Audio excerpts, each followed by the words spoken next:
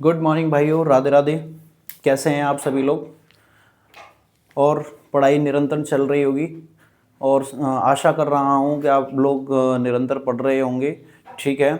और कोई भी प्रॉब्लम आ रही है तो आप कमेंट नहीं कर रहे हैं। ठीक है, ज़्यादा से ज़्यादा कमेंट करें। आपको अगर समझ में नहीं आ रहा है तो मेरे को पता चलेगा, जिससे कि आप पढ़ पा रहे हो या नहीं पढ़ पा रहे हो, या पढ़ भी रहे हो या नहीं पढ़ रहे हो। ठीक है, तो आगे की क्लास हम कंटिन्यू करेंगे। लास्ट क्लास में हम साइकेट्रिक पढ़ रहे थे। साइकेट्रिक में हम क्या पढ़ रहे थे? इटियोलॉजी पढ़ी थी हमने। इटियोलॉजी में हमने कुछ फैक्टर्स वगैरह देखे थे, जैसे कि बायोलॉजिकल फैक्टर था, साइकोलॉजिकल फैक्टर्स थे, कुछ अदर फैक्टर्स थे। ठीक है, उसके बाद हमने और भी बहुत सारी चीज़ें देखी थी। ठीक है, और देखा था हमने क्या, जैसे psychological factor, sociological factor, other factors, biological factors. Biological factors के अंदर हमने देख लिया था, हेरिडिटी देखा था। फिर उसके बाद हमने हेरिडिटी के अलावा बायोलॉजिकल, साइकोलॉजिकल, सोशियोलॉजिकल, ये सभी हमने फैक्टर्स देख लिए थे। तो अगली क्लास में हम बात करने वाले थे क्लिनिकल मैनिफेस्टेशन की। किसकी बात करने वाले थे? क्लिनिकल मैनिफेस्टेशन की। बट उससे पहले आपके सोशियोलॉजिकल फैक्टर रह गए थे, उसके अलावा आपके साइकोलॉजिकल फैक्टर रह गए थे। हमने सिर्फ बायोलॉजिकल फैक्टर देखे थे, तो कुछ जो फैक्टर रह गए हैं उन्हें हम देखते हैं। ठीक है, तो बात करते हैं हम किसकी? Psychological factor. दूसरे थे आपके साइकोलॉजिकल, दूसरे थे आपके साइकोलॉजिकल। कौन से थे? Psychological, psychological factor, psychological factor. Psychological factor में हमने कई देखे थे, जैसे कि हमने साइकोलॉजिकल फैक्टर में हमने 3-4 देखे थे। आज कुछ अलग से और बताने वाला हूं। देखिए कौन कौन से थे। ठीक है, फर्स्ट था आपका maternal deprivative. Maternal deprivative, maternal deprivative. दूसरा था pathogenic family, pathogenic, pathogenic family pattern. ये उस वाले में नहीं बताया, उस क्लास में नहीं बताया, बता पाया था, तो कुछ आज मैं अलग और ऐड करने वाला हूं, तो उन्हें आप देखिए। ठीक है, पहला है आपका मैटरनल डेप्रिवेटिव, दूसरा है आपका पैथोजेनिक फैमिली पैटर्न, तीसरा है pathogenic interpersonal relationship, pathogenic interpersonal relationship, pathogenic interpersonal relationship. और चौथा है स्ट्रेस। ये तो तीसरा है और चौथा है स्ट्रेस। ठीक है, और भी मैंने बताए थे। पांचवा बताया था मैंने आपको अनमैरिड, अनमैरिड। और 6 मैंने एक और बताया था अनएम्प्लॉयमेंट,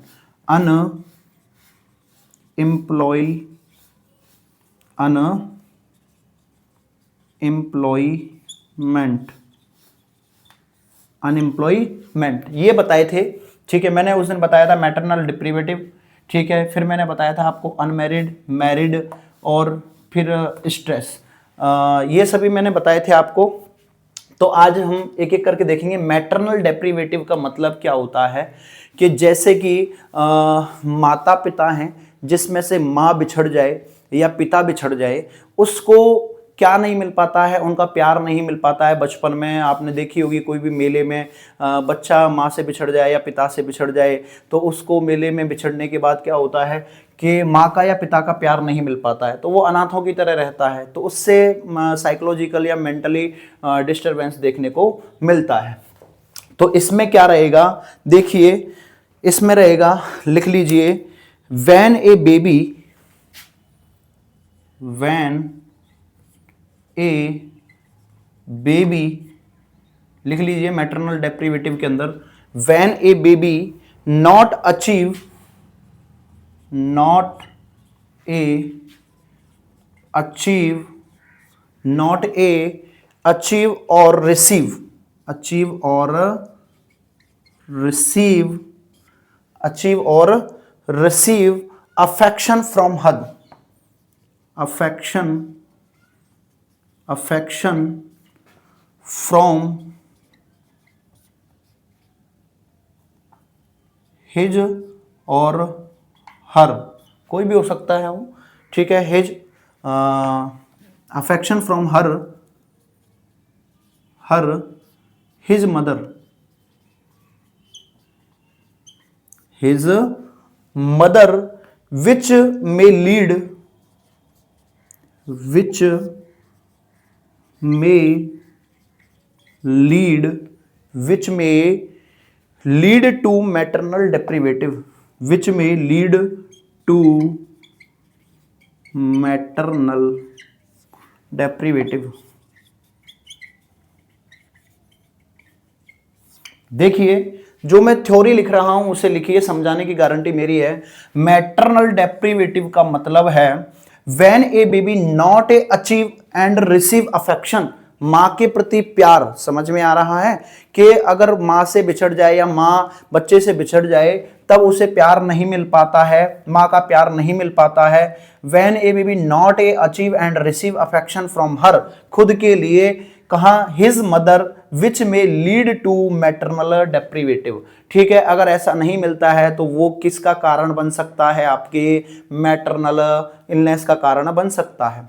दूसरा देखते हैं पैथोजेनिक पैटर्न, ठीक है। पैथोजेनिक पैटर्न फर्स्ट हमने देख लिया, एक एक करके रफ करते जाएंगे और आप समझते जाइए और थ्योरी लिखते जाइए। दूसरी उसमें देखिए व्हेन पेरेंट्स हैव, इसमें क्या होता है देखिए, when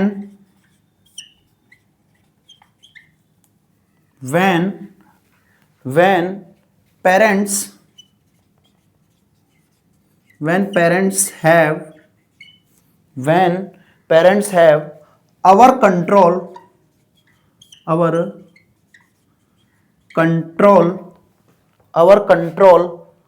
or over protection on baby,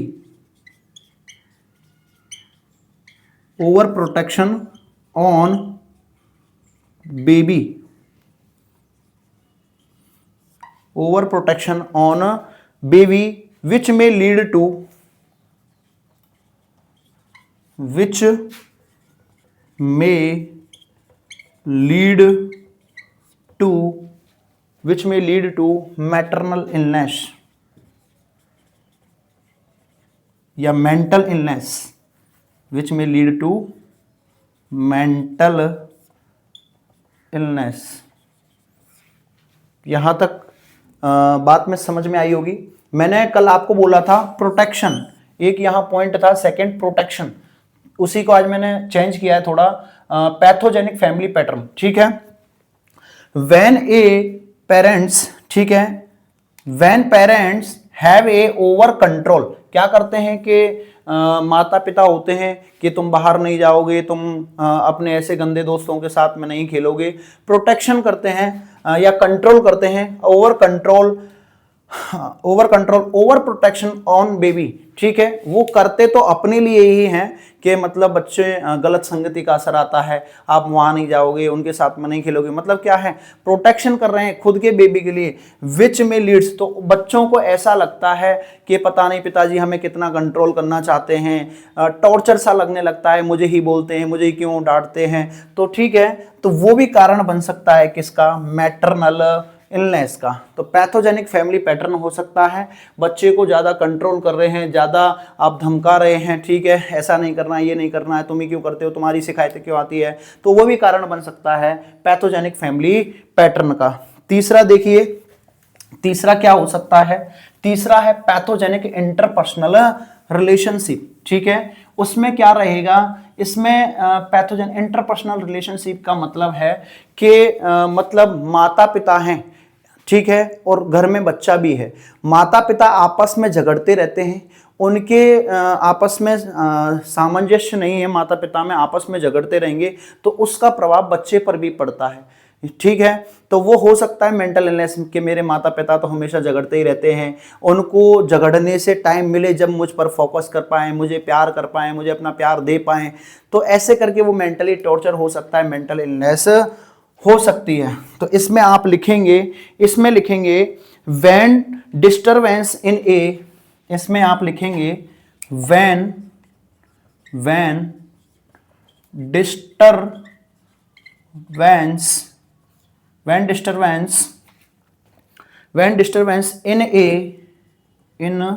a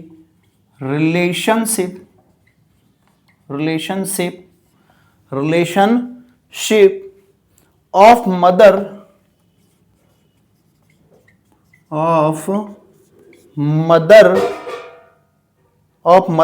father and child,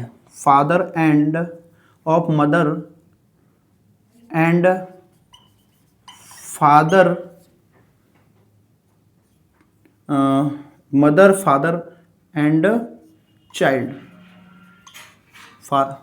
father and child, or mental relation or marital relation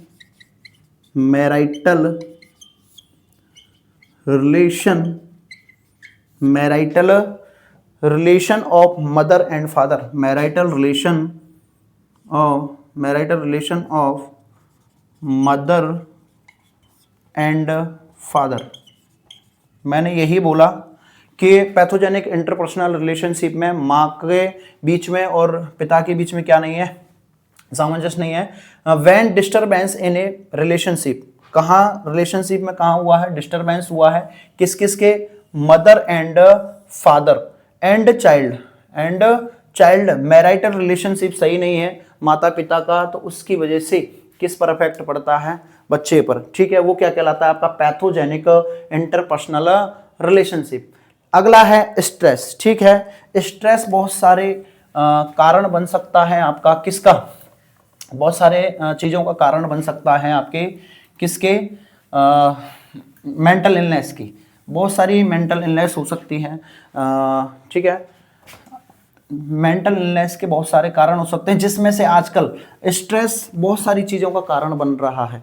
ठीक है, देखिए स्ट्रेस क्या है, व्हेन ए पर्सन फील, इसमें क्या होगा, when a person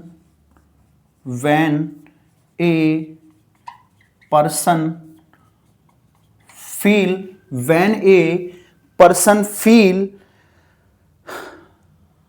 uncomfortness when a person feel uncomfortness to failure, क्या हो रहा है, uncomfortness to failure to get job, क्या नहीं मिल पाई है उसे, कभी जॉब नहीं मिल पाई है, या जॉब में हो सकता है जॉब तो मिल गई है, या तो जॉब नहीं मिल पाई और नहीं अगर मिल भी गई है तो overwork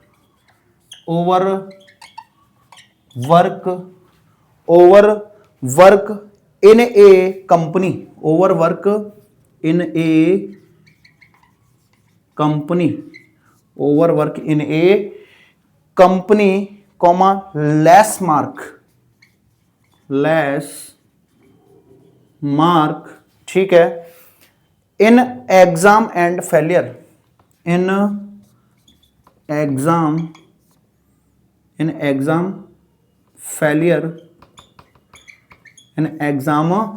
failure in the studies.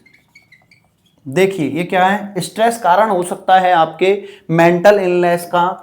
मतलब क्या होगा, when a person feel, person क्या करेगा, फील करेगा अनकंफर्टनेस, क्या करेगा, uncomfortness to failure to get job, या तो उसे जॉब नहीं मिली है या जॉब मिल भी गई है तो वहां क्या है, ओवरवर्क है। ठीक है, इन एक कंपनी, कहां पर, कंपनी के अंदर। और भी कारण हो सकते हैं, लेस मार्क, कोई बच्चा पढ़ने वाला है वो भी क्या हो सकता है, उसके नंबर कम आए हों। ठीक है, या फिर एग्जाम में क्या हो गया हो, फेल हो गया हो, या अपनी स्टडी में फेल हो गया हो, तो ये सारे कारण बन सकते हैं किसके, मेंटल इलनेस के। ठीक है, इस शॉर्ट वीडियो को यहीं ख़त्म करते हैं, अगली वीडियो स्टार्ट करते हैं।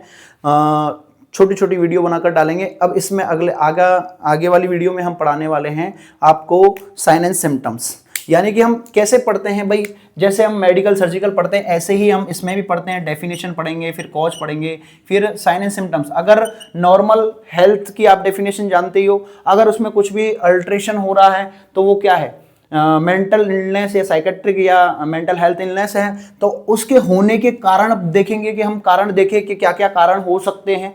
ठीक है, हमने बोला आपको साइकोलॉजिकल हो सकता है, बायोलॉजिकल हो सकता है, सोशल हो सकता है, जैसे कि कोई वायलेंस हो जाए या फिर कोई भी मैंने आपको कई सारे एग्जाम्पल बताए थे, वायलेंस हो जाए या फिर डिजास्टर हो जाए। ठीक है, ये सभी क्या हैं, मैंने कारण बताए कि इनकी वजह से, या फिर अपने प्यार में फेलियर हो जाए, अनमैरिड हो जाए। ठीक है, स्ट्रेस भी कारण हो सकता है, हेरिडेटरी भी कारण हो सकते हैं। तो ये सभी कारण हैं किसके, साइकोलॉजिकल फैक्टर्स के। ठीक है, और ये अपने जैसे डेफिनेशन देख ली, कॉज देख लिए, फिर साइन एंड सिम्टम्स देखेंगे। ठीक है, फिर पैथोफिजियोलॉजी देखेंगे, फिर डायग्नोस्टिक इवैल्यूएशन। इनमें हम मेंटल इलनेस को पता लगाने के लिए कौन से क्या कर सकते हैं, टेस्ट कर सकते हैं। अगर फिर डायग्नोस्टिस करने के बाद वही हम फार्माकोलॉजिकल मैनेजमेंट करेंगे, और मैनेजमेंट में कौन सा फार्माकोलॉजिकल, और नहीं है तो फिर इसमें अपन क्या करते हैं, वहाँ सर्जरियाँ करते हैं या करते हैं ईसीटी वगैरह देते हैं। ठीक है, तो अगली वीडियो में हम आपको बताते हैं कौन सा, हम आपको बताएंगे क्या, साइन एंड सिम्टम्स।